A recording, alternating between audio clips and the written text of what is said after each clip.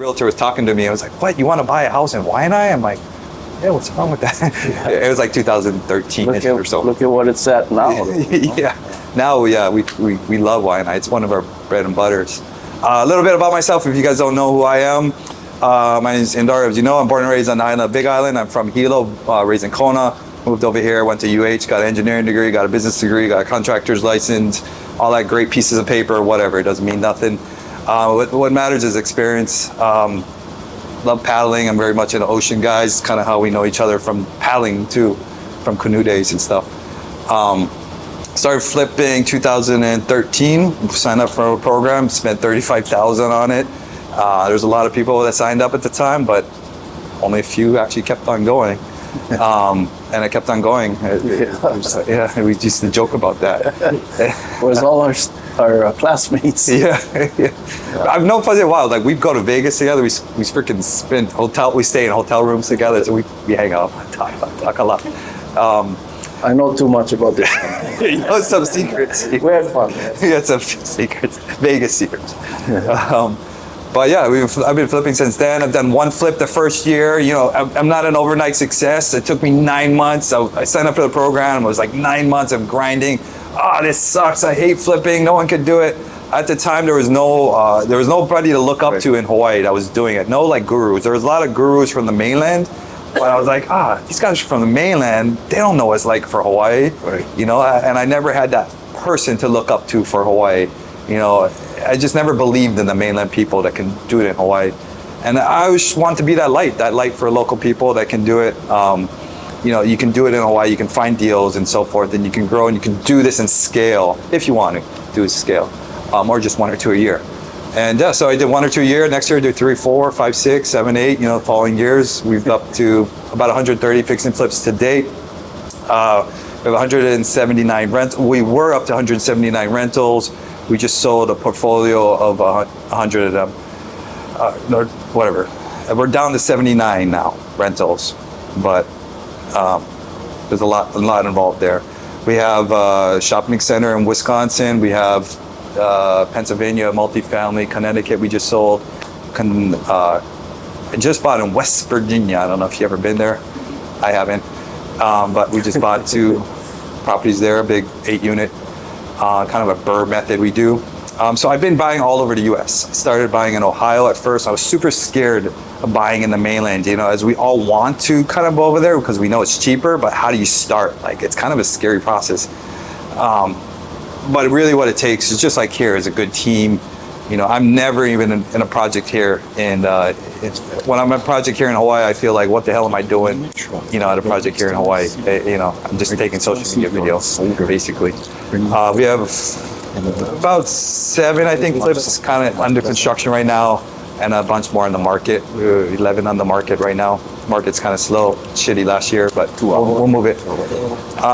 Yeah, we have our beautiful co-working space. We just built this out. It's a huge burr, basically. And if you guys are curious about that, I can explain that later. We just finished this business, and I think we might get to a break even next month and actually make money. Stop the bleeding, please. And so getting the space up and running has been our biggest focus. And flipping throughout all that time. And we started our course. We got our education platform going. It was great. And now we're buying a property management company, but it looks like it might fall through. Getting an SBA loan to buy this property management company. So in return, I'm like, screw it, I'm just gonna build my own. And we just started building our own property management company that specializes in Airbnbs. It's mostly Airbnbs. And I'm basically taking my rentals, throwing it into the company runs itself, and so forth. So I really love company building, buying, selling companies, just real estate in general. I've wholesaled across the US as well, and multifamily, we do a lot of commercial. So kind of talk to you about it all, but we're here to just talk about one thing in real estate. And should I introduce you? You introduce yourself. Most people know you, that's what I feel like. Well, he blew up on his social media with that tax stuff. I don't know, whatever, a year ago, I remember you just took off. Yeah. But you introduce you give everyone your story. Well, we want to thank Indar for giving us the opportunity to enjoy this place. Isn't this place awesome? Like, wow, I came in the first time for me to be here. I was like, wow, Indar, this place is awesome.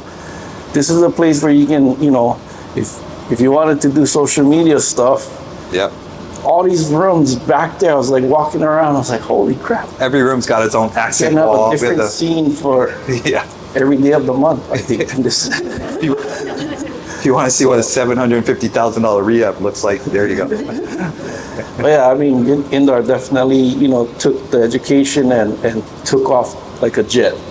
We actually, we lived together, like, Yeah. well, not together, we lived next to, Well, like one building over. Yeah, and he just had his daughter, I remember. yeah, and it was like we first started in this real estate journey. I guess somebody bringing up something that you're gonna be like, wow, you see that? But yeah, like both of us come from humble beginnings, growing up on the Big Island with, you know, like for me, marijuana and alcoholism is what I grew up, you know. My family was all into drinking and throwing horseshoes and, you know, partying, so I grew up with that around. So I don't know if you guys are familiar with that, or I don't know if they're still doing that today, you know, partying. And, you know, Hawaii is about you party for everything. You fall down, party, get back out, party again, right? But yeah, I mean, I got involved with real estate because I read a few books, right? Robert Kiyosaki was one of the major books, the Rich Dad, Poor Dad, that kind of opened my mind, but really started from my entrepreneurship, started from like a younger age because, you know, my family was in the business, right, of selling illegal pharmaceuticals. And it's, you know, I'm saying this from my heart, like I'm telling you guys where my beginnings came from. You know, I never choose that. Yeah, but I had the choice to do the same thing, and I chose to do it. And they put me in front of, you know, things that people that do things ethically, do it the right way. You know, I didn't, you know, it's just my mindset and the people that I surrounded myself with, meaning family and friends, was going down that, or doing in that circle. And it landed me into prison, right? So I did a lot of time in prison. I went in 01, came out in 07 for selling drugs. I was an addict, alcoholic. My mindset was like, if I'm not selling them, somebody else will. That's what I think of flips. Like somebody else can. I think the same thing with flips. Yeah, like, and that was my mindset. But I didn't realize what I was doing to family and, you know, the families that were buying these drugs from, because I was on it too. But when I went away, I had the time to really realize where I wanted to take my life. You know, I had a lot of time to think, a lot of time to either go hang out with those guys that was still in that circle, that when they get out, they're gonna do the same thing, or even, you know, try to make way more money than they did when they went in. And just doing the same thing, but they end up going right back. So the recidivism, when I came out, the recidivism, or when people come out of prison, is like high 70s, they go back. I chose to not go back, right? But when I got out, when you let go on pit bull or somebody, you lock them up for a long time. You know, I came out, was doing good, and then I started hanging around with the, you know, my friends that were drinking, so I started drinking. I was like, yeah, because that's when I started meeting you around the races. The paddling, yeah. Everybody that paddles drinks after they race. And I started slipping backwards for a little while, got into a little bit of trouble again, and then I got thrown back into the slammer. And I was like, what am I doing? Like, so that woke me up, right? I came out, I said, you know what, I'm really done with this. So when I came out, I was in the halfway house, and the first thing you do is try to go get a job, you know? And you're on record, it's so hard to get a job because people say, they see, you got to be honest, right? Hey, have you been arrested? Blah, blah, blah. Like, yeah, straight up. I went to jail for, selling drugs. But I like one second chance, like, and get a second chance. Nobody wanted to hire me, but luckily there was a friend of mine I was locked up with who had a window cleaning company. You see all these buildings that... Was it Samonte? No, it was Worldwide Window Cleaning. Dino Pertzoff. I know Dino. Yeah, my wife's good friends with Dino. So Dino, I used to work for Dino. One of their managers eventually became a manager. So I ran, the hotel side. So I had a crew. Eventually worked my way up, but kind of what I was doing. And then I was doing surf lessons with Tammy and Tony. And I started getting myself back building credit. Had money in, the bank. And then I got my third job, which was valeting at Hilton, right? And 3 jobs, but no time. Money in the pocket. I was like, man, I want my time back, But I realized that one of my friends was working as he was a pilot. I was like, bro, you guys make pretty good money. He was like, yeah, just go to this school, and start flying, and you start paying for lessons or whatever. And then I was like, okay, so I ended up going to get a loan for like 20 grand from the OHA Malama loan, right, from First Hawaiian Bank. And then I was like, yeah, okay. So I got the loan, was gonna become a pilot. But what happened was, when I was driving, this radio station came on. I can get that thing? So I brought this thing out. I don't know if you saved yours. Oh, You remember? yeah, of course. So I brought this for you guys. Something similar to what you guys hear today too, but it was Fortune Builders. We all signed up for Right? Fortune So Builders. it was a free event, just like this. They're good. They give you a free event, and then that sold you to the $200 of So, yeah, I ticket have- event, and then that was a 3-day work weekend, and then it was sign up. It was 25, 35, and 45,000 for their program. These are the OGs. event. Yeah, that's a 3-day event. This was- $200. This is what I paid for the program. And there's the program. They're good. They would have people in the back of the room that sign up. This was They would help you max out your credit. We maxed out our credit card. the platinum. I brought this because I saved this kind of stuff because it's the beginning, right? The beginning stages of somebody that went down the wrong path Yeah. and put themselves in the path of where these guys are super successful. They do only commercial now. Dan Murrow Yeah. is an ex-football player. Actually, right? it's a Hall. They had this, the commercial came on and caught me. It's like, hey, we buy houses with other people. They were the first flipping show. It was a flipping, flip this house, or flipping, I forget what it was. And look, this program was, I paid 26 grand for the program. Yeah, me too. Or, well, wasn't my money, I borrowed the money. They would help you freaking get the credit card, max out the credit card right then, and they're in the back of the room. So it wasn't my money, right? 20K borrowed from OHA to go pilot school, but flip this house and veer me that way, right? It veered me to the other, this way. I was like, okay, I'm gonna go, check this out. So Teeny was my girlfriend at that time. I was like, hey, so we'll go check this thing out. But I know they're gonna sell me something. Yeah. I'm not gonna go. I'm not signing up. Sales thing at the end, right? So sure enough, $200 for a 3-day event. And then we go to the 3-day event, it's like 50K. I'm like, are you kidding me?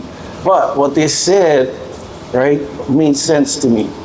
What they said was a surfer guy on stage, I can't remember the guy's name, but Yeah. Kevin, no. I know you mean. Anyway, this was Yeah, Rye Guy. Yeah. Rye guy, that's right. Yeah, Rye guy. He was my inspiration. I was looking for someone that could guide me to be him Yeah. for our local people here in Hawaii, right? I knew that I was, sent from God or whatever to be on that stage too. So I had a lot of work to do. So I signed up with this program with borrowed money. Yeah. Wasn't my money. Yes, I had jobs. I was able to borrow money to pay for the education and everything. And during that time, my parents was going through foreclosure, right? And then I went straight to one of the ladies that I signed up with. They put me in touch with Michael and Angela Gray. Yeah. Then they walked me through the whole process. Like, hey, we'll go around the neighborhood, look at all the comparables of sold houses in this neighborhood, showed me like everything, step by step. You worked for Michael and Angela for a long time, and he was hanging signs and I'm the good. yeah, he was doing everything. Worked for free, just because I wanted to be around people that talked about money, talked about how to find deals, how to do the business. So all I did was listen, copied and pasted, right? They taught me what to do. And one day, my little Craigslist ad, it just stuck. For somebody that was a developer on the Big Island called my ad and said, hey, you buy houses cash? I go, yeah. What you selling? Oh, I'm selling a brand new house in HPP at this price. I was like, are you kidding me? He sent me pictures like, holy crap. That was 200,000 back then. Yeah. Was 180. No, I did. Yeah. And I mean, met the guy. I was lying to him because I never have the money, but my coaches, circle that I was around had the money. I knew they had the money. So I connected them together, and then,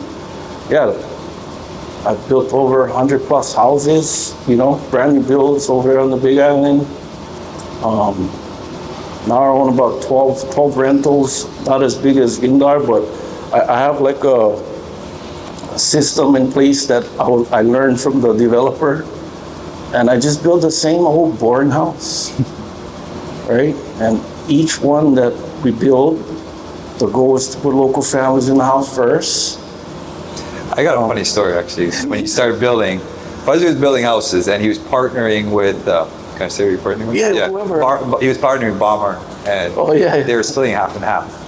And we were in Vegas, rented a Ferrari. I think we were going like 140. We were flying this Ferrari with a bunch of other Ferrari people. And I gave him shit. I was like, dude, you're giving up half your deal away. They're like giving up half your deal with Bomber, and you're doing all the work, you're doing everything, and he's kind of reaping the rewards. I was saying, I think I said that. And I was like, dude, call this guy Brian, this hard money lender, and he can fund and do your whole deals. And I think it totally reversed his game. And I think more of the story is just being around successful people can really reverse, how you think. Yeah, and I was against that time. I was totally against using hard money. I did not want to use hard money. To me, it was like, for me, if you have all the money, you invest. And that was my mindset then. Once you have all the money, but it really doesn't have to be your own money. So I approached my sponsor, which is Bomber Eyewear, Tommy, and I told him, I'm building these houses. And at that time, I was building like maybe 3 or 4 a year with the developer. And he flew over, he checked it out. I was like, I'm sold. But you gotta talk to my wife. You gotta get past her first. So, I talked to the wife. I said, hey, you know what? His money is going to be secured. We buy the property under his company's name or create one. And you guys put up all the money. I have the team that finds the deal. The land is cheap. Here's the total cost. This is how long it's going to take. And then we split the profits at the back end. And like he was saying, I was giving up all the profit. But I built a relationship with Tommy and his wife to keep doing it over and over and over and over. Still till this day, they're still doing projects with me. And I added about 5 or 6 other partners that's been with me since day one. But then once we started learning about the hard money, and if you're new in this real estate world, you'll find out about hard money. I just didn't want to use them. But when I back then, it was like a loan. It was harder. It was like 12% and 2 points, super hard to get. Yeah, and it's easier now. To me, the numbers never work, or my mindset was just different. And but once I used the hard, so I went with Temple View, and then I went with Brian. Yeah. So I went with Kiko Capital first, and we did like 10 properties. And that year, I blew my mind because we made $1 million profit. Like, I was like, are you freaking kidding me? Like, so we used portion of the money, of the private partners' money, to put down, and hard money funded 100% of the construction, right? And I think they put 60% or 70% of the purchase price of the land. And it just blew my mind. I was like, holy crap, why wasn't I doing this all this time? But the thing is, like, to me, it was the reason why I was doing it was my child was in there with Indar's kids, but she was the reason why I'm doing this business, and also local families, right? Honolulu, to me, was just like, if you spend $1 million, you get a bus-up house, you got to put 100 grand into it, and then you make maybe 100 to 200K profit at the back end. With $1 million, I was able to build, like, back then was like 4 to 6 houses. So that's where I took most of my money, because I knew I could buy land cheap at affordable prices, and then also build it at affordable prices because I had my own team. Back then in 2014, 15, 16, we were buying land, Hawaiian Paradise Park, for about 20K. I was supposed to buy that triangle lot. No, I was thinking of that. Before you, guess what? I built a house right across the street. Did you? And 2 more right across the street. And there's a brand new house in that lot. Yeah. But he That was bought my first 2 deal. acre lot for $18,000. I never bought it. No, I found a deal on Oh, you Craigslist. wholesaled it, right? I found it on Craigslist. This is Craigslist days back then. Found it on Craigslist for 18,000 or something from an old guy. Just took real nice professional pictures, cleaned up the front a little bit. I don't even think I did much, and posted it back on Craigslist for 40 grand and sold it. Yeah. Never once owned it. It's called a wholesale. But I had no money back then, so making that 20 grand really helped. But Yeah. this meeting's for you guys. I want to share one thing he said. He said his why. Yeah. And your why, I want to post to all you guys, is knowing your why you're doing this thing called life, or the direction you want to go, really is important to me. Knowing your why and why you're doing this and why do you want to go, because it just gives you this value of direction, where you want to go, or when time gets tough, to have that why. I do it for my kids now, but back then I didn't have kids, so having a different why, if it's not your kids, if it's your parents, back then I wanted to buy my mom a house, and you have all these different whys, and I just really feel deeply for that word he said, your why. Yeah, no, and that's the first thing that when I signed up with Fortune Builders, they asked me and my wife, what is your why? What is your goals? We told them, we want to make 10 grand a month, right? Cash flow, money that comes in while you sleep, like what most people want. And real estate has accomplished that for me and my wife, and for my kids. We've come to a point where now we're opening up trusts for our properties that we own. So when we're no longer here, it goes to our family, and then our church. We're just doing things that's gonna help our next generation. And then the why was to make sure that I was able to surf all over the world.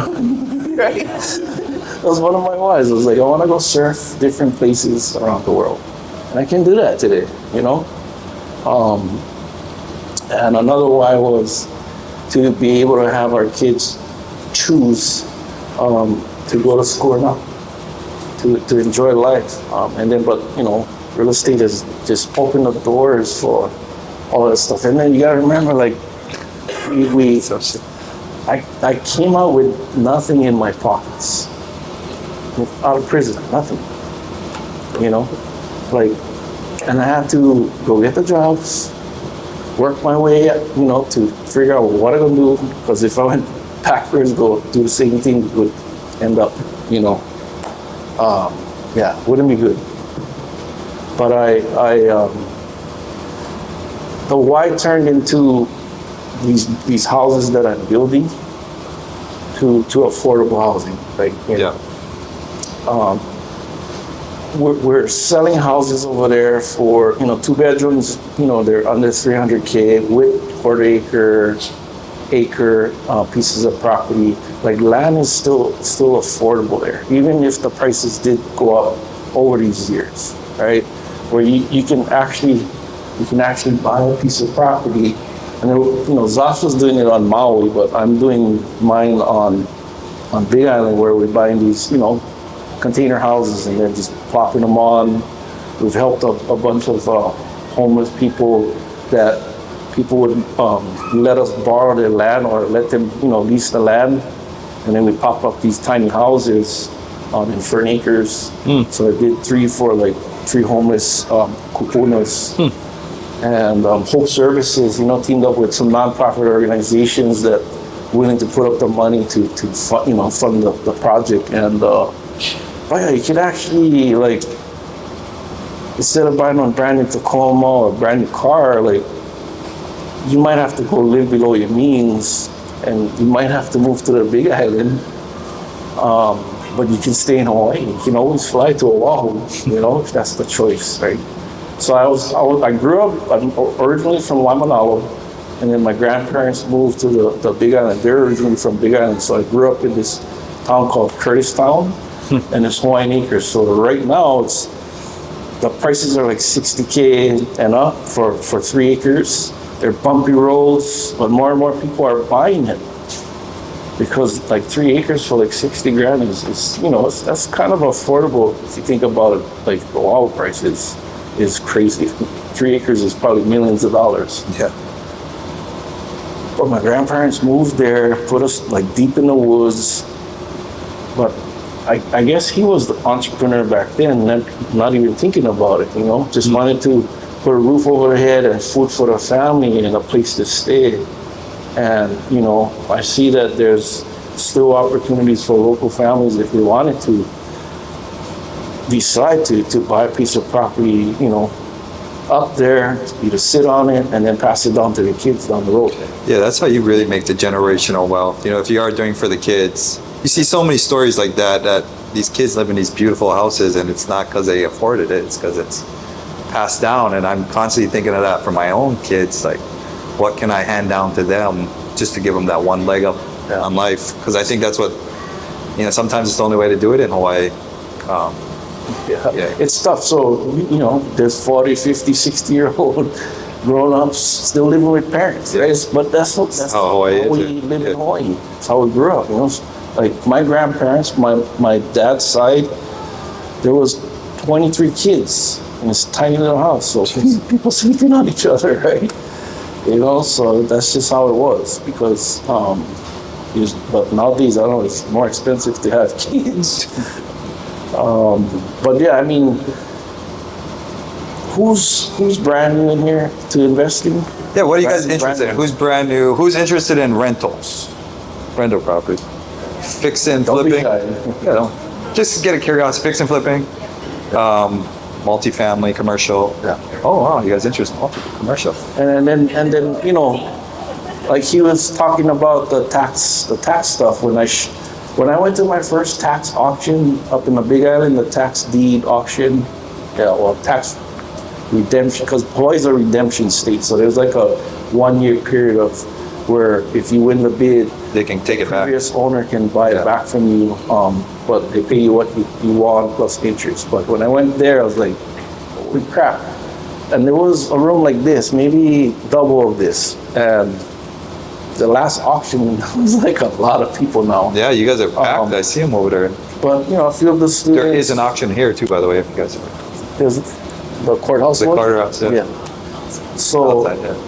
couple of our you know, students won 2-acre parcels for like 20 grand, something like that, 20 grand, you know, and they're selling for 60, so they got discounted prices. So that's where affordability can come from, knowing different strategies that can make it affordable, or you teaming up with multiple people to do a project together that makes it affordable for you, to be able to, you know, do a project together, or there's another thing called co-living, right? You get like 5 or 10 bedrooms, and then just like college student style, and that just makes it more affordable. But I think the governor, people talk about affordable this, affordable that, and on Oahu, I just don't see it. The permitting I tell you, the trick to Oahu to be buying affordable is, I speak about this a lot. A lot of people get stuck on condos, though. But yeah, that's the secret. So that's the secret. How I start. Everyone wants to buy the $1 million house. Like, oh, we can't. We got to move into the $1 million house because that's what's in your head. Affordable in Hawaii is $1 million house. That's what a house costs. But in Hawaii, that's not where you start. You don't start in the $1 million house. No. You start in the little condo. I live by Fuzzy. We bought it for house hack, right? $200,000. It was tiny. We bought it for $200,000. It was like half this room, 500 square feet, and lived in it and painted and did it myself. I was cleaning toilets. Got a loan from the bank. I only had to put $3,000 down. So I mean, I think most people can do that. Lived in it for 2 years. After 2 years, paid no taxes. I sold it, made $90,000, and did it again. And I bought a $400,000 condo and sold it at $700,000. Yeah. And then I bought our house now at $1 million, and it's worth $2 million.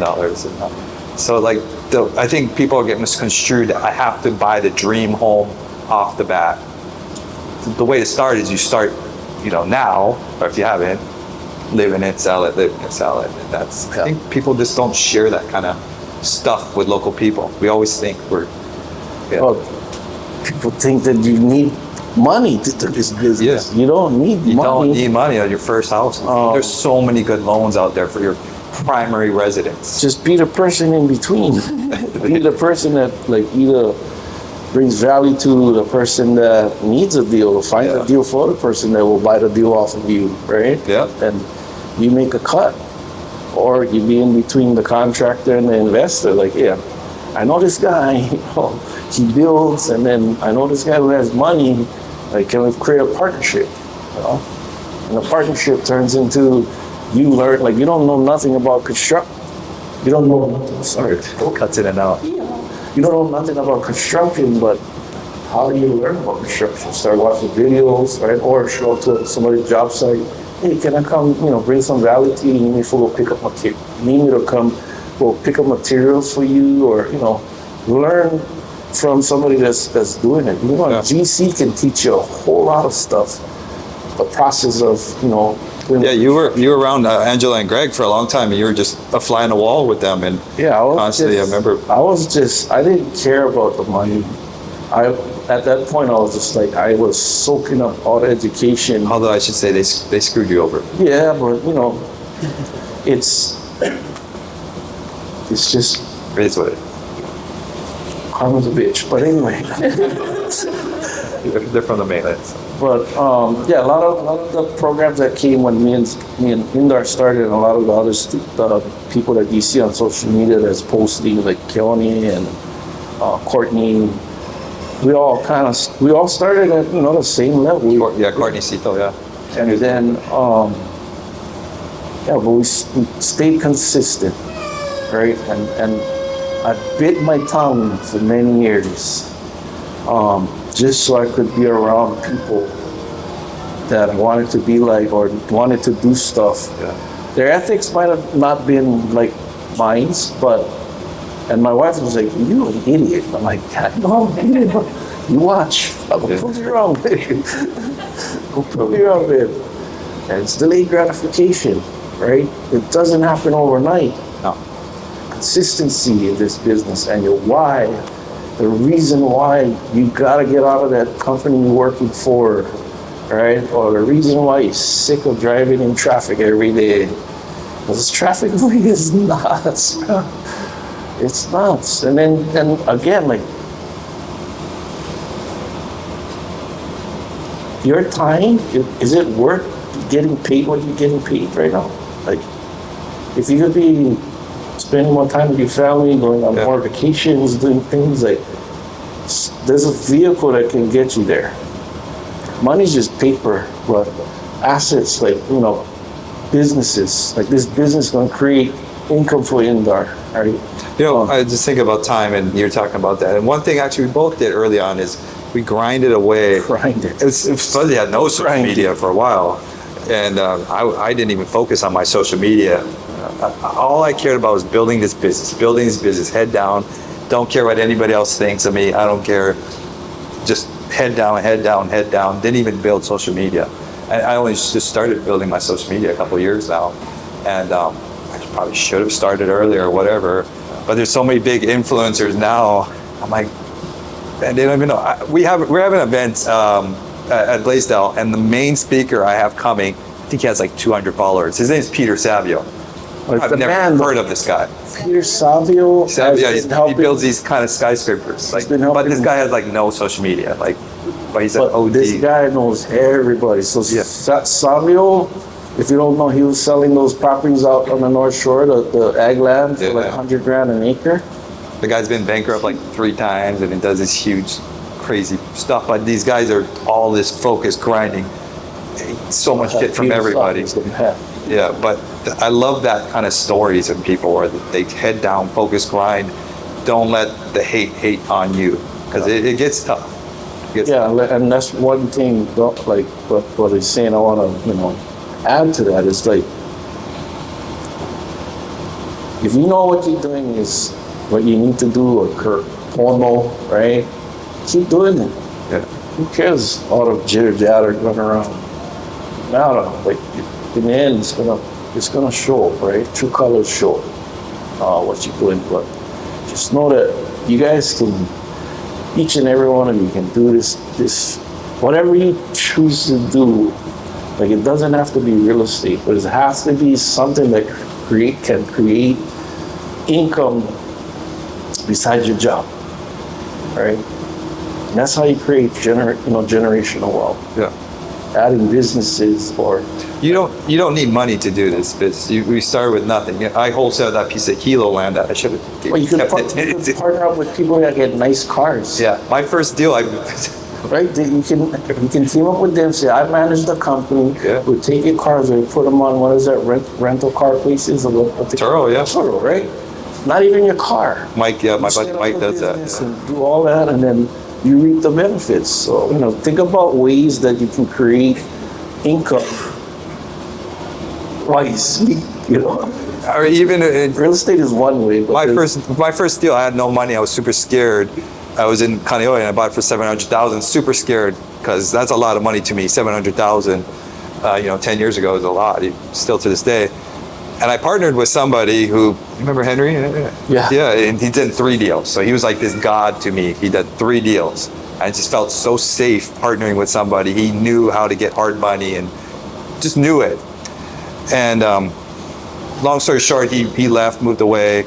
I had to figure it out myself and get the hard money. But doing that first deal just pops your cherry, of course, and it just gets you through it all. It's just, it's a game changer, of course. But the story is, I didn't need any money to start. I found the money with investors and hard money.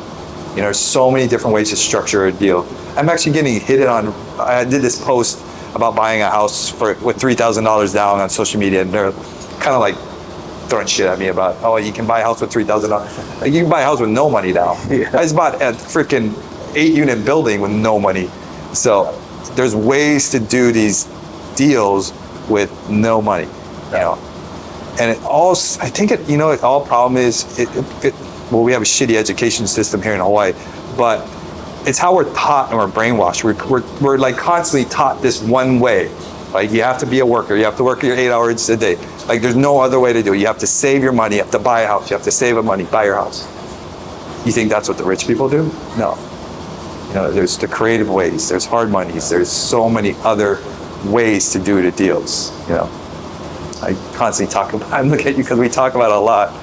Don't we? We talk about it. But sorry, you didn't go in there. No,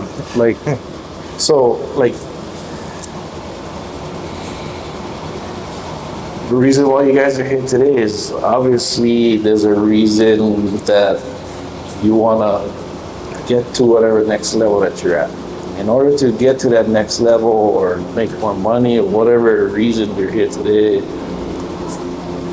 I think Keone says it right. It's not what. And then he always talks about in between your head, your mindset, and you talk to yourself. You're talking to yourself negatively, right? You're only going to be having negative thoughts. It's only going to be negative, right? Once you start changing your mindset and changing your circle, then it starts to, okay, who can I get in touch with that can show me how to do this? It's a who. It turns into a who. Yeah, it does. It does. And Hawaii is like that. Definitely. It's who you know too.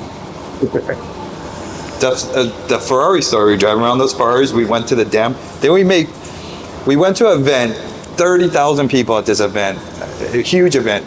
We learned more. We got a personal invite to all the speakers. We rented Ferraris. We learned more in networking with those high-level people than sitting in the room with the 30,000 people. You know. But being around rooms like like this is good because rooms like this created private money lenders that wanted to lend me money to fund my projects, right? People that brought deals my way, or I could help other people like you guys. That's that's one of the reasons why I said yes to Indar. I was like, I want to help more people who want to learn this business and want to learn about affordable, being able to build affordably and build affordable houses. And it's still there. It's still here in Hawaii. Might have to be on another island or starting. It's affordable here, actually. Yeah, it's still affordable here. But it's here though, right? What is your affordable? Like $1 million can be affordable to me or him. Is that affordable? Depends what we're buying. Once you get to a certain level, then it's like, okay, making like 10 million or whatever, and then $1 million is affordable. I'm glad Indar invited me to talk to you guys, and congratulations on all your success. This is one man that grinded too, and I'm like, but he grinded harder and smarter, and he went because he surrounded himself with higher level people. I was kind of stuck in my Papa mentality, stay in my circle, stay close. I tell you, I struggle with that personally because I grew up local too. I grew up born and raised. My pigeon kind of left me, but all my friends I grew up with stuck in drink beer, hang out every night. Drink beer, hang out every night. Still doing that. I still have those friends, but I had to kind of remove myself away from them, and I still hang out with them today, and I'll go do stuff together. But even I can't have a conversation with them or about certain things because just different levels. And so that just being in these rooms, now you're around like-minded people. You're around the like-minded people that are thinking the same, want to go in the same direction, or interested in real estate. So my friends shifted to those kind of people. I met my partner for this place in an event like this, actually at another event, just because you have this like-minded growth mentality. Still this day I struggle to find new relationships and friends that want to talk to me about real estate, or whatever. But I'm interested in hearing from you guys. You guys are really, you have a different, so many dynamics of different interests. New faces too. I can show you guys how to do anything if you want. And if you're interested in commercial, I want to hear from you guys. Normally I'd like to hear from everybody, but you guys, what are you interested or questions about? Obviously we have questions, but more of what you're interested in learning about. Just raise your hand. Spurt it out. Okay. She jumped, Annie jumped. Well, the question was for me, it's how you're stuck in your mindset about helping the local people and hard money. I guess my challenge is getting money from local people and keeping it with local people from the whole process. A lot of times hard money will go outside. We know people on the continent. Not anything against that. I'm trying to say it that way, but you know what I mean, right? From beginning to end, I'm a local person, born and raised there. I want to get the person in the home, the local person. Yeah. The whole process to improve. Even the money you're borrowing too. Yeah, that's a tough one. Yeah, it's You know what I'm saying, though, right? it's I'm just curious. It's really educating just educating more like posting on social media. So your question was, where could you find hard money that's from locally? No, not necessarily hard money. Other people's Other people, okay. hard money. Okay. PML. Because I was going to say, hard money is tough to find. 'Cause I just went so deep into the rabbit hole of finding hard money and trying to skip over hard money lenders. Like Keiko Capital really goes to Temple. So I went to Temple, and who's Temple go through? And I've already went, it's Vanguard and this BlackRock. They're this huge hedge funds. So technically all the money is coming from Wall Street area. So I don't know how you could cut out hard money in a Wall Street. So I was just thinking about it. But obviously you can find private money here, it would be the key. Yeah, I was just curious. And in our banks, right? Like our local banks, Bank of Hawaii, First Hawaiian Bank, Central Pacific, American Savings, all your credit unions. As an investor, Yeah, we did that. We played that game. Remember that credit? First thing that works, Yeah. proof that it works, but they don't want to lend the money. It's just about being a professional money finder. It's two big things: having an elevator pitch, in that 30-second speech, is telling people what you do, even if you've never done a deal. I'm this amazing person. I can do this deal. I have this kind of deal, and we're looking to do this together. Just to talk to friends and family. I mean, that's how we initially started. That's who's going to support you off the bat. And then playing the credit card games. Fuzzy did it for a while. Just maxing out. You find all these credit cards, and you can utilize 100,000 from credit cards, and you can use that to help you as a down payment. You can go to the banks, and you can get lines of credit. Central Pacific will give you 50,000 line of credit. American Savings. So you're just being this professional money finder locally. Technically banks money is mainland, I'm sorry. Yes. But American Savings, Central Pacific, and Bank of America did have this $10,000 just smaller line of credit. But you just kind of growing these different sources, and of course other people. You're professionally just constantly talking about it as you are now, which is great, and letting people know where and what you do. Here's how I got like 200 grand, and I just posted. I went into the bank, and this was when interest rates was going high, right? And this was, when was it, like last year? Well, beginning of last year. Yeah. 2023. Yeah, 2023, kind of at the end. So I went into the bank, I was like, holy crap, this is the highest I've ever seen CDs. And I recorded it. I said, look, I recorded it, look at this, is the highest I've ever seen CDs. You got to put 20 grand in, the CD will give you 5% return on your money, right? And I said, but I've been building houses for local families for 10 years, and I can give you double-digit returns, and your money will be secured by this, brand new build. I just posted it, and somebody, bro, I love what you do. You just got settlement money. I like lend to you. I get 200 grand. I was like, what? Okay, well, I'm not gonna just take your money. I want to explain the process to you, what I do, what my company does. And I went to his house, met him. He was in a wheelchair. He has his own business. He does like engraving, and I showed him the process. I told him the streamers, and I told him, look, just meeting you today, I don't want to take your money. I want to build a relationship with you. Just like, hey, just come check out my projects. And he's like, nah, just going. We signed the promissory note and mortgage deed. So he became my bank, and I gave him 10% on his 200K. We just recently gave him $22,000 back, plus his 200 grand, and he's gonna flip again. I mean, that's the key: letting people know the benefits of what you do, giving them trust in who you are. And a lot of people have money they can tap into. HELOCs, for example. A lot of friends and family may own property. You may have your mom, your auntie, or them. You can utilize that. A HELOC is a great way to tap into equity. Money just sitting in people's property. They're not using it, and they can make a return off of that. I had an investor once he didn't even know he could, so I walked him through it. He borrowed $300,000 for his property. We did a flip in Manoa, sold it in, 6-7 months, something like that. He made, I don't know what it was, like 30 grand. And in that time, he went and bought a brand new Lexus. And I joked him after that, dude, I just bought you a new Lexus and you didn't even know you're going to get it. And I just thought it was a funny story because, people don't realize they have that opportunity to tap into money. 401ks are a great example, with a lot of people you can talk to, you can borrow against it and it stays in their account. So their 401ks or the Roths, it can keep growing. They can still pull a chunk out and borrow against it. It's still growing. It doesn't think it's a loan.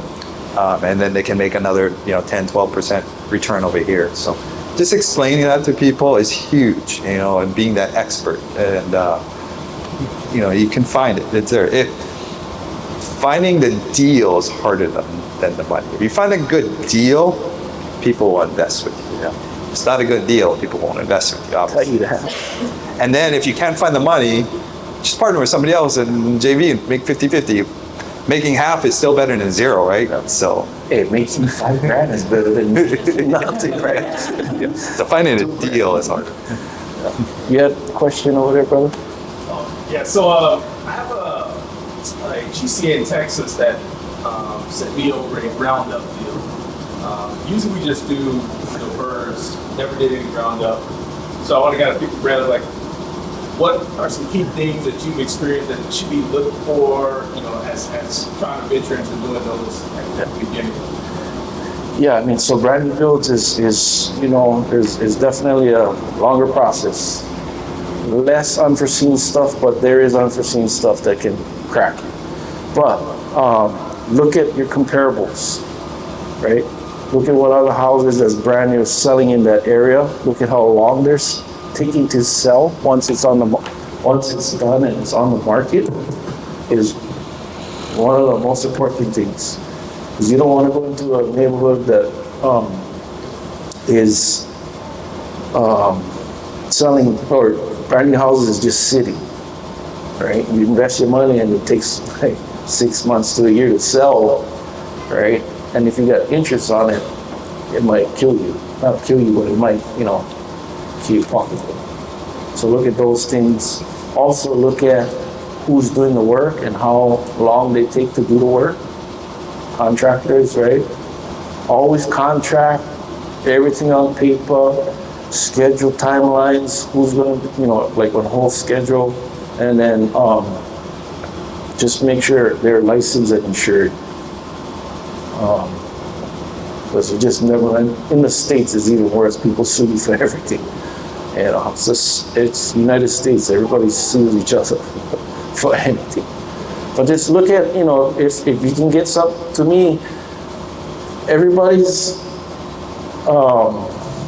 that's building brand new builds as a GC or a contractor, a lot of them are building at retail prices, right? So their per square foot is way more expensive, and that's when you see the retail price when the house is sold, the retail price. You got to be able to buy this property at a discount. You'll be ahead of the game, and then two, build it cheaper, like the GC price. So sometimes what you do is team up with a GC or borrow somebody's GC license, and then you manage all the subs, right? You become the RME, or the person that is the head of the projects. You schedule everybody. You schedule all the materials. You schedule the payments. You make the payments. And that's what I was taught. I was taught that way. When I met the developer, he did not have the license.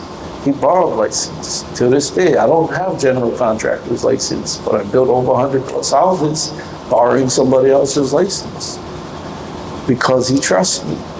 And I would not want to lose my friend's license, so I make sure that the people that I hire, they're insured and they do the job, and then once it's done, right, and the people are in the homes, if they call, we go back and we fix whatever issues they are.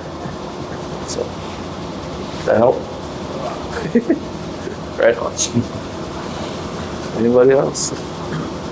When you invest in out of state, you need to flip homes or flip anything outside of local, like we here, we can trust people, we want people like that. How are you guys finding trustworthy contractors when you hear? Realtors.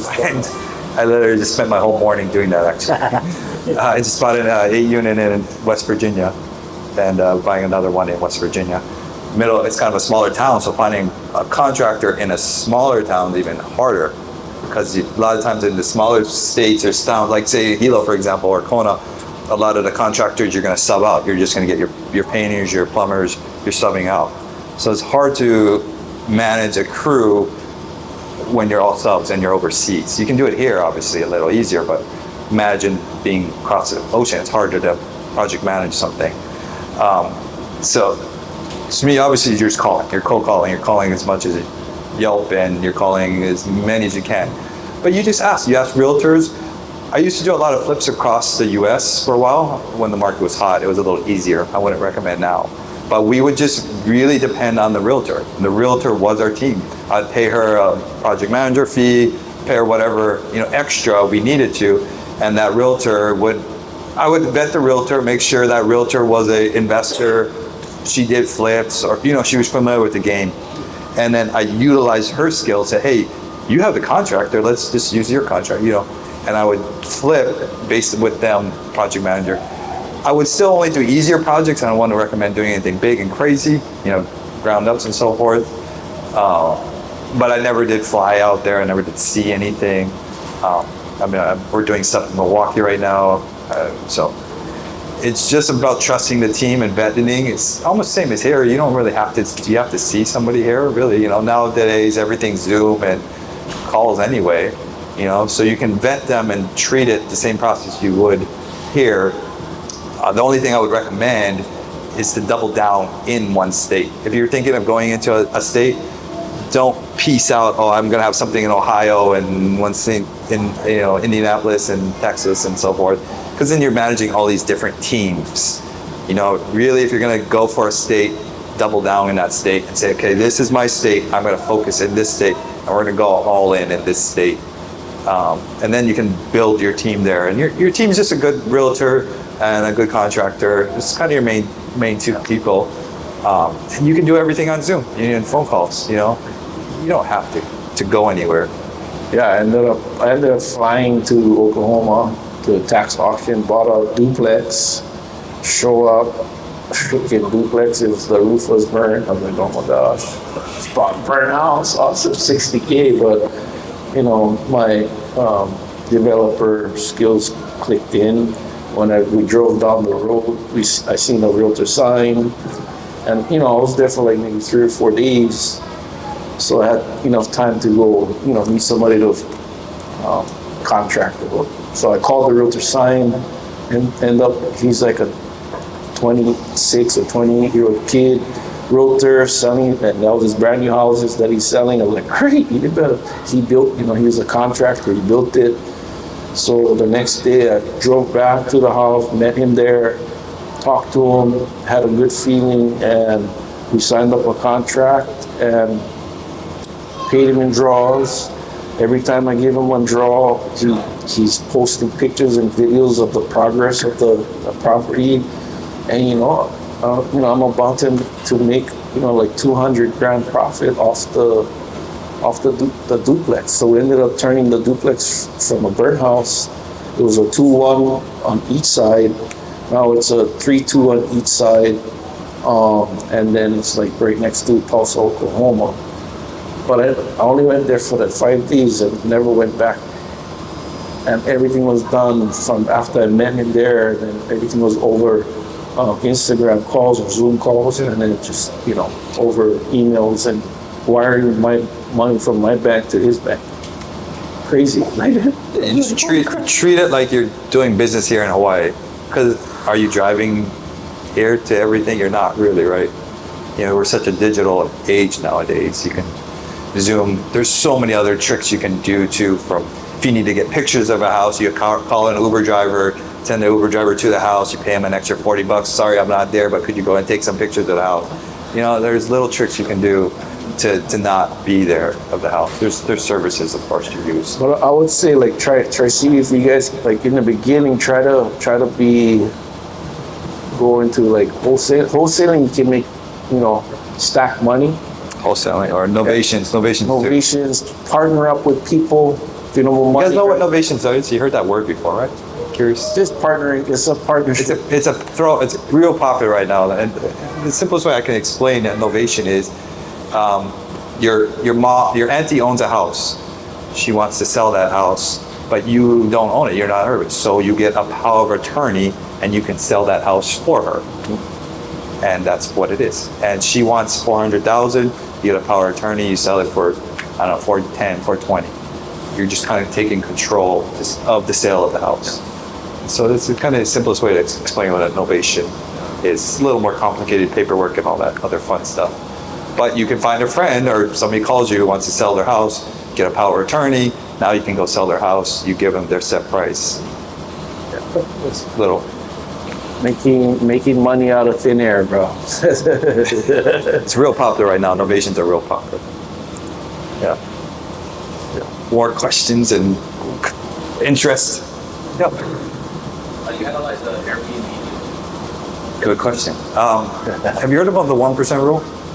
Okay, so there's a 1% rule to analyze rentals, and all we'll analyze for rentals is if you buy a $100,000 house, you should be making about $1,000 a month in rent, just to know off the bat if it's a good deal. You take that times 100 units, same rules apply. You do got to minus out any HOA or fees as well. Same thing applies. This norm should be about 2%. Is a quick good rule of thumb. You can go down to 1.5%. So just a quick kind of dirty rule to analyze a good deal if it works, because there's a little more room involved, cost in there. 1.5%. Yeah, 1.5. It's just a dirty rule of thumb to like be quick on things, because sometimes deals get thrown at you and you have to be quick to react and make a deal. So you do want to have these quick skills kind of in your head, ready to fire a lot of times. You don't have a chance to, hold on, I got to pull up my Excel calculator. Yeah. So a lot of it is on the fly, and on the phone, and you gotta be quick. You can always negotiate later too. So you can always ask for credit later. You can screw it up and, numbers don't work, but will you give me a $50,000 credit because I found mold in the ceilings and we got to take care of it? Make up an excuse. Yeah. That's a quick. I do have an analyzer. If you want to message me, I'll send it to you. So I was just going to say, I'm in tech, but I definitely always wanted to do real estate flips until I hear about this stuff. And so how would you get started? Like, you wanted to get into real estate, and not like switch careers, but like, add that as something that you're doing. Yeah, part-time. You in tech, so you create like systems for people, or like you do social media stuff, or I just like Craigslist. People are selling properties for sale by owner. Like you were saying, innovations. You could team up with that person and say, "Hey, bro, I'll help you sell the place." Yeah. You can start part-time. Like I was working 3 jobs. And of course I quit a couple, and then I quit all 3, and then went to work for my general contractor friend so I could learn the business on the construction side. But then eventually it's like, just one deal can just change your life. erase your income you're making right now, or match, right? So now you're making matching the real estate income coming in, matching what you're getting paid. Now you can decide, hey, if you love tech that much, or just go all in real estate. And that's what happened with me too. Like, we just like, are you kidding me? Like, I would say never give up your full-time job. Anyone working a full-time job, part-time, to go into real estate, never ever give up that full-time job. One, you need that stable income.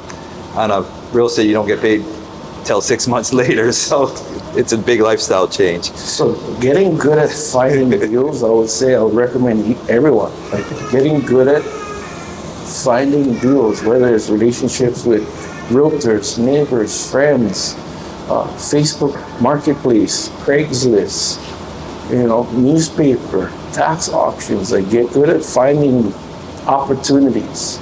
You see guys that go around, bulky item, find one pipe, like stuff like that.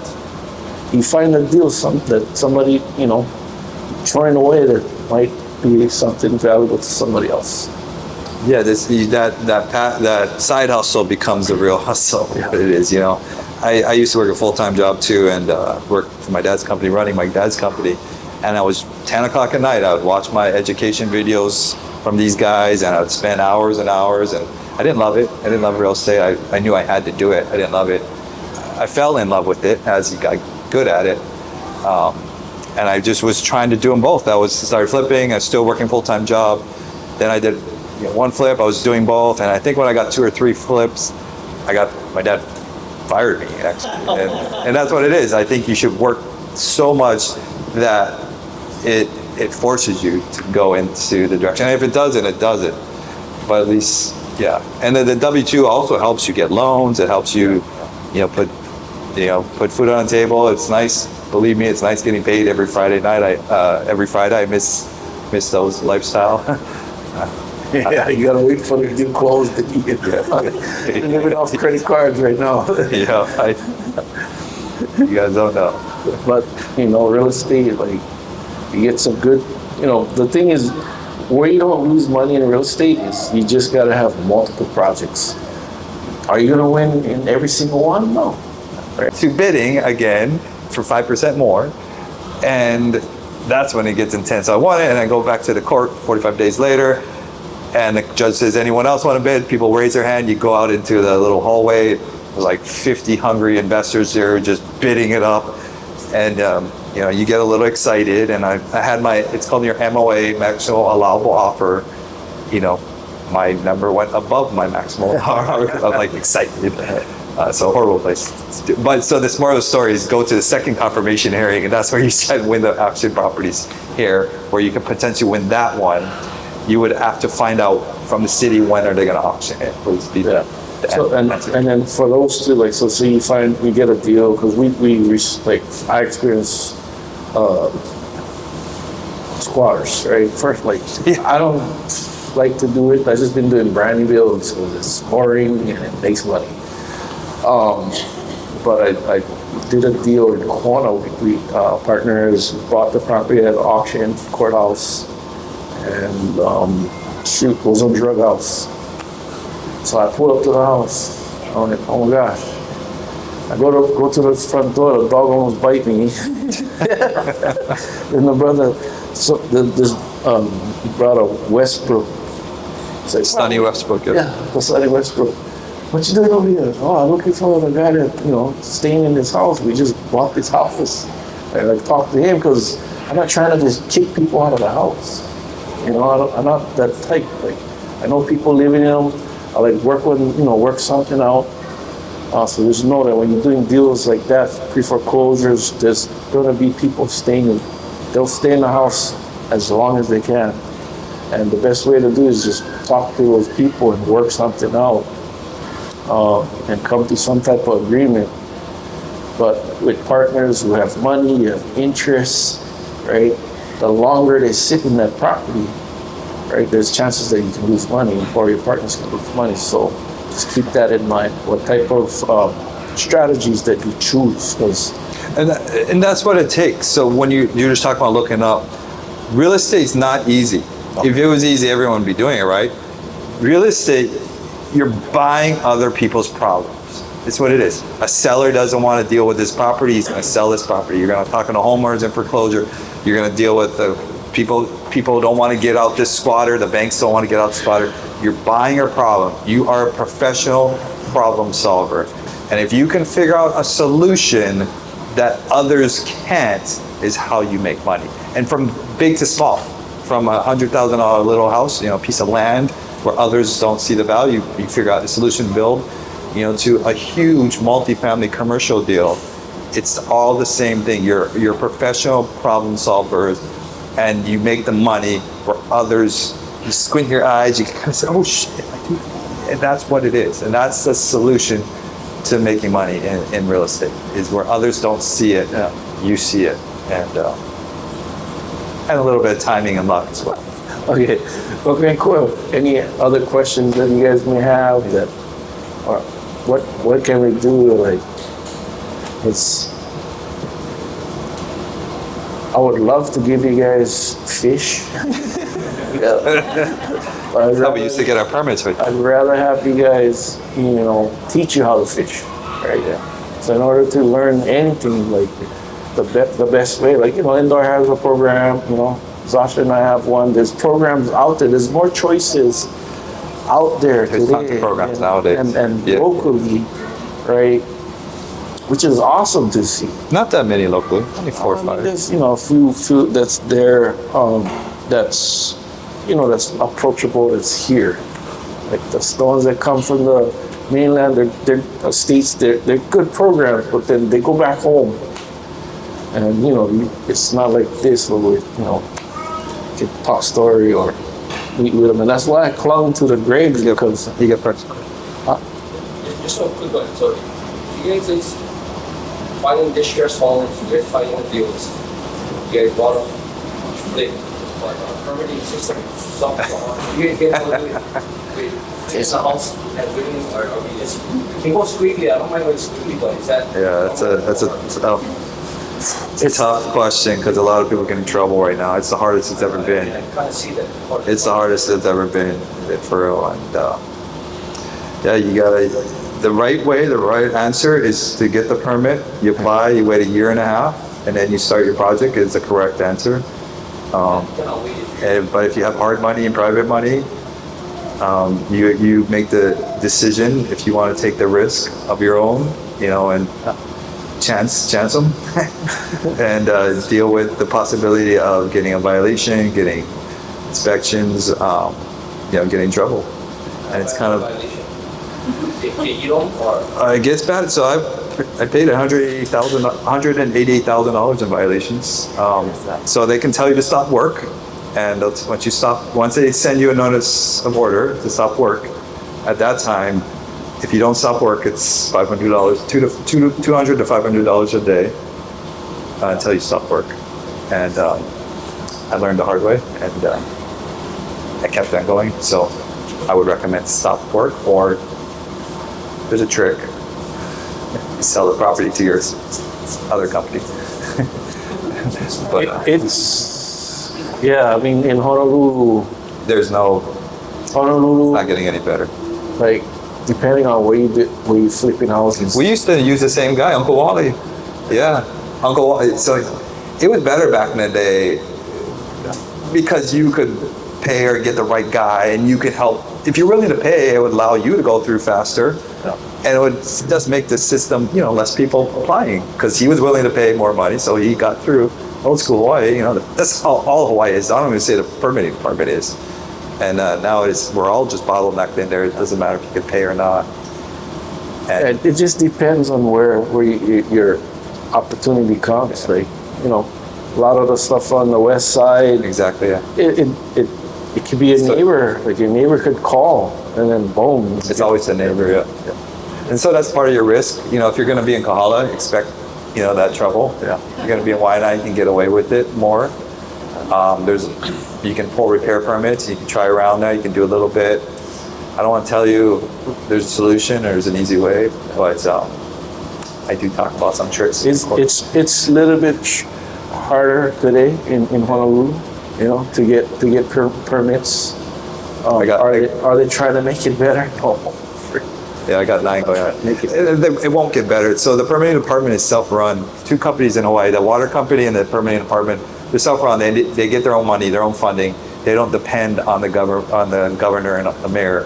So they can call their own shots. So I spoke with the mayor and I met and with them. Hawaii Electric too. And Hawaii, yeah. They don't need that. So the mayor can suggest what to do, but ultimately Don and Harry down there, they have their own control. And so it's not going to get better. In the mainland where they privatize it, of course, you walk in and walk out with a permit. But Don's not, they don't care. They don't care. They're switching staff every week, and it's not going to get better soon. I don't have an answer for you. I wish I there's some. So you gotta do running numbers, be more conservative. Yeah, just plan for worst case, basically. Yeah. Try plan for worst case, hope for the best. Or like the way that I was doing it earlier is have all the money up front, right? Or raise money, whoever get deep pockets, hey, gonna cost this much, but permit's gonna take this long.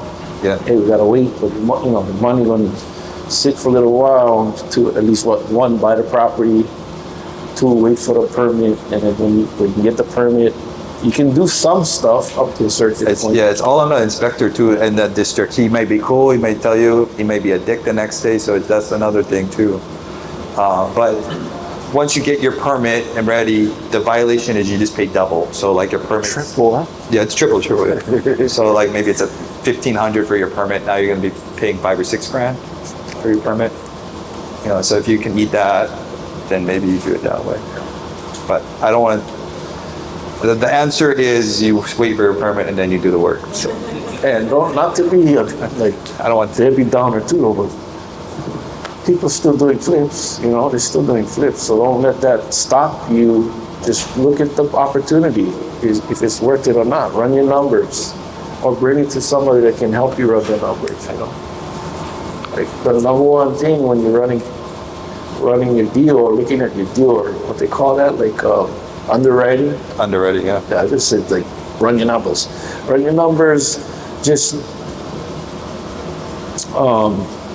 make sure the ARV, the ARV is the number one number that you look at after repair value. Whatever is selling that's like for like, that opportunity that you're looking at. And what is your cost to purchase? What is your cost to renovate? And if there's, like for me, 100K, gotta be 100K or more profit, especially in Honolulu, unless you're doing multiple projects. But if you gotta wait that long, it's a little bit tough to, decision. Have I done projects without the permits? Yes. Have I paid triple violation fee? Yes. Because we get interest bearing, we gotta pay our lenders back. So, ran them hard. Ran them hard. Is that the correct way to do it? I made the decision to do it, because if not, it would have been even a deeper hole. Even paying the triple fine. Yeah. Don't do a project and get on a TV show and let everyone know. But Think before you do that. reporters trying to get famous as well. Put the legal projects out there Yeah. on TV. Here's what happened. So they were building next to that person. Yeah. Right? Yeah. And they was wondering how come they got their building, or they was building before them, because they were waiting, the neighbor was waiting for the permits. It's like, yeah, we just built, right? Like, you get violated, just pay the fine. But the daily is what cracks you. Yeah. If you don't stop. Yeah. But the hack is the daily stops the second you change. The DPP told me the second the name, the address, the ownership of the address changes, the daily fines, the whole thing starts over again. Yeah. So you can change it to another name. Side secret hack. But yeah, any more questions? I don't want to drag it on too long. Yeah, good gig, man. Appreciate you guys coming out to. Yeah, thank you guys Hang for out all with us, coming, yeah. and we appreciate you guys. And please like and subscribe. I always say that every. So, you guys, I don't know what time we gotta get kicked out of here. We're open 24 hours. If you need a membership, we're open 24 hours. I own the place, so don't worry. After parties in that room. Oh, perfect. I was right behind the building. Oh, the fireworks. Oh, I hear my daughter. She heard. It's gonna go. Can you see it from here? No, the building. Oh, you chopped the building off. Gotta remove the cold. Oh, there we go. This is a burr. We burred this property. We actually bought this. The story behind there is actually me and my friend, kind of slash partner on some deals. We're looking for our own office at the time to get a bigger one, and we were just looking to rent. And the agent drove us by here. It was a completely gutted. Nothing was here. A few people have been here when we had the meetups. It was nothing. Not even these windows were here. Not any ACs, nothing. It was raw. Birds were flying through here, not even glass. And they wanted 1.2 million. I was like, I don't need it, but here's a $600,000 offer. I'm always throwing lowball offers, and the thing stuck. And I was like, oh shit, what the hell am I gonna do? And my buddy had a friend who had a co-working space, and he paid for his coaching. Basically, I paid for I professionally had a coach help us through this, and we built it out. We bought it for 600. We spent 750,000 in the rehab, another 100,000 in other crap, and I just appraised at 2.6 million, 2.65 million, and now I'm trying to get an SBA loan for 8 months. I've been trying to get this SBA loan to wipe this whole thing off and pay off all our hard money and our private money investors, and then we'll have a nice, pretty loan, and then this business will have no money in it and run on its own. So it's a bird, you no money in, so it's cool. You can do it with businesses too.